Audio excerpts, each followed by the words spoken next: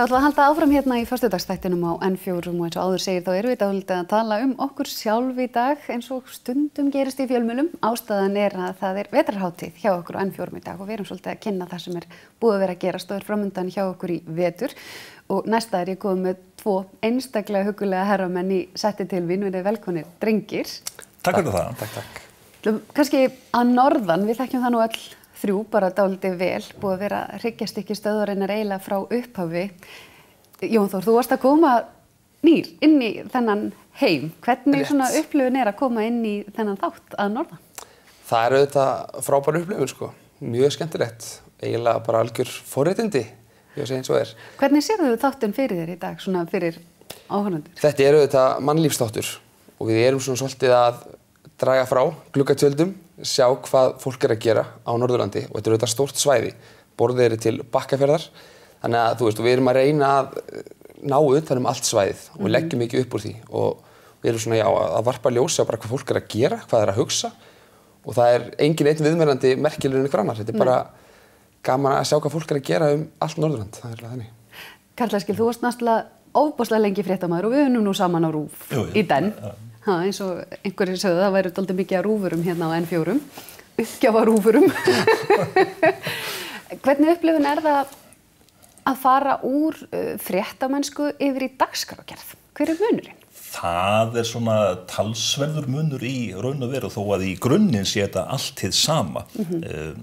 Af því að við erum að fjalla fjölmiðla, ef við myndum til dæmis bara breyta þá þættunum að norðan í dagblað, að þá gætum við kannski svona sagt að við séum ekki með svona forsíðu efnin og blaðsíðu kannski 2, við erum meira svona kannski svona blaðsíða 4 og svona innsíðu viðtöl, mannleg viðtöl, þar sem að viðmælandinn fær svolítið að njóta sín. Við erum að taka kannski svona 6, 7, 8 mínútna viðtöl og það það sem að ég upplifi svo sterkt þegar ég kem úr þessari hörðu fréttamennsku.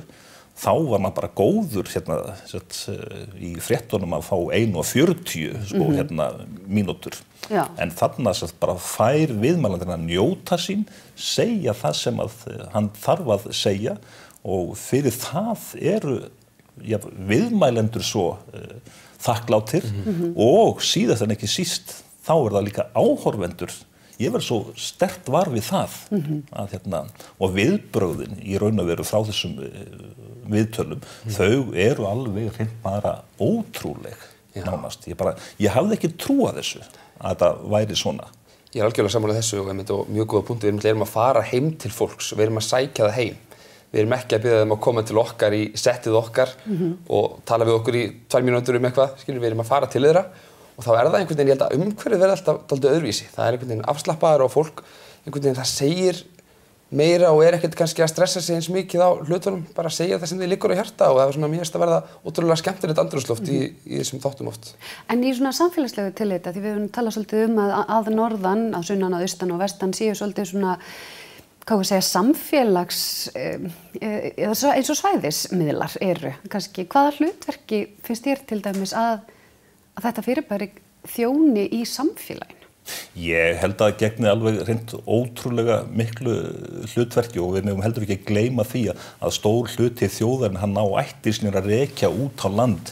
Ég var í leigubíl daginn og þá sagði leigubílstjóri mér á stærsta stöðin, það alltaf kveikt á N4 á biðstöðinni og þetta heyrir maður aftur og aftur enda bara sko viðbrögðin við mörgum af þessum innslögum, auðvitað þau misjafn eins og gengur og gerist, en viðbrögðin sem maður fær þau eru alveg hreint bara mögnuð stundum. Ég held að ég get alveg tekið undir það, þá sé skrítið að vera að tala þetta í eigin þætti á eigin stöð og þá þetta nefnilega kannski svona, þetta pínu, auðvitað líka því þegar maður verður búin að vinna á RÚV og vera í sjónvarpsfréttum og þessi viðbrögð ekkert að koma þar, svona, þetta allt öðruvísi.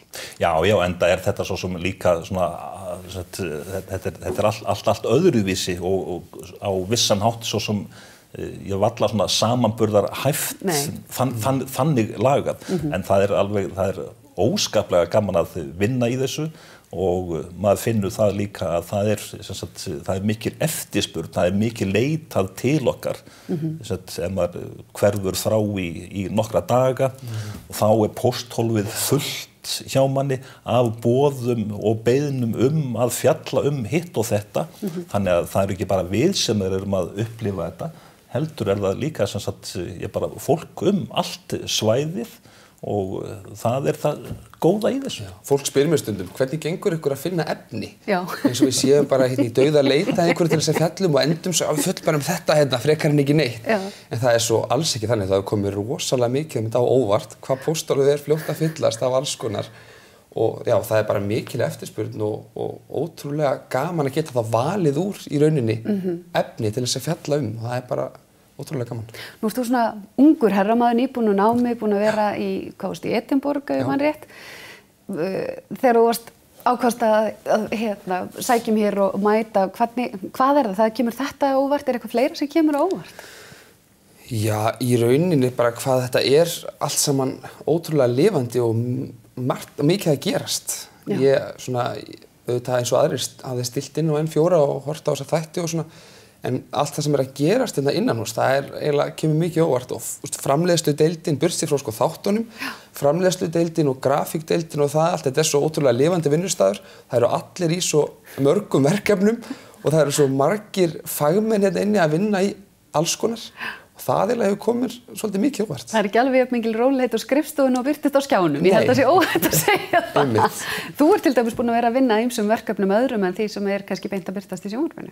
Já, ég svona, maður fær einhvern veginn svona á sig stimpil þegar maður fer í fjölmiðlana og einhver hluta vegna þá lendi ég í sjávarútvegi og núna á svona þessu ári þá gerðum við hérna í framleiðsludeildin 10 þætti sem heitir Starfið sem fjallar uppsjávariðnaðinn og hvað hver gerir. Við töluðum við bókara í fyrirtæki sem með uppsjávarvinnslu, við töluðum við skipstjóra, við töluðum við kall í bræðslunni, netagerði og svo sem bara kynna störfin og þetta efni ætlað sem kennsluefni í auðlindadeild háskólans eða í sjávarútvegsfræðum í framhaldsskólum og svo framvegis. Þetta var mjög skemmtilegt að vinna í þessu og þá svona stundum heldur maður viti allt en að koma inn í þessi stóru fiskiðuver og sjá alla hennar tækjabúnað sem meira og minna íslenskur. Bara íslenskt hugvit bara frá A til Ö.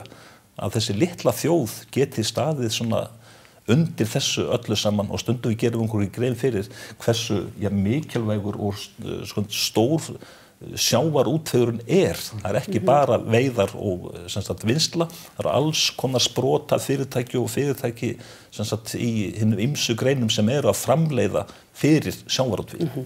Þetta kannski einmitt það sem maður finnur helst fyrir, að fá að skyggnast inn í alla mögulega heima og hvað eru fjölbreyttir. Já, og núna þessa dagana þá erum við að gera öryggismyndbönd eða vinnuverndarmyndbönd fyrir fiskvinnsluna og það búið að vera alveg ótrúlega skemmtilegt að kynna sér þessi mál, hvernig á að beita hnífum, hvernig eru vinnureglur inn í frystiklefum og svo framvegis, þannig að við erum að brasa í ýmsu. Já, Margir boltar á lofti. Nákvæmlega.